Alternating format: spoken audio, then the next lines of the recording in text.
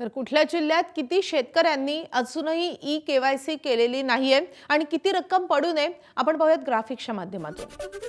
छत्रपती संभाजीनगरमध्ये 39,672 शेतकऱ्यांनी ई-केवायसी केलेली नाहीये।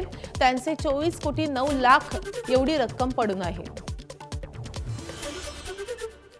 जालन्यामध्ये 28,419 शेतकऱ्यांचे 14 कोटी 9 लाख पडून आहेत। परभणीमध्ये 39,074 शेतकऱ्यांचे 19 कोटी 14 लाख रुपये पडून आहेत।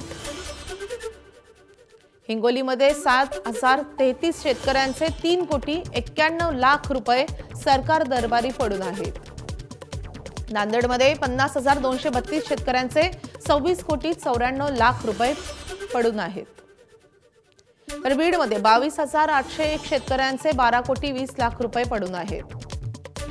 तर मराठवाड्यातल्या सगळ्या जिल्ह्यांमध्ये किती पैसे पडून आहेत आपण पाहतो। लातूरमध्ये 35,000 शेतकऱ्यांचे 17 कोटी 60 लाख रुपये हे अजूनही सरकार दरबारी पडून आहेत ई-केवायसी न केल्यामुळे। तर धाराशिव जिल्ह्यामध्ये 19,661 शेतकरी आहेत ज्यांनी अजूनही ई-केवायसी केलेली नाही आणि त्यांचे 13 कोटी 56 लाख रुपये पडून आहेत।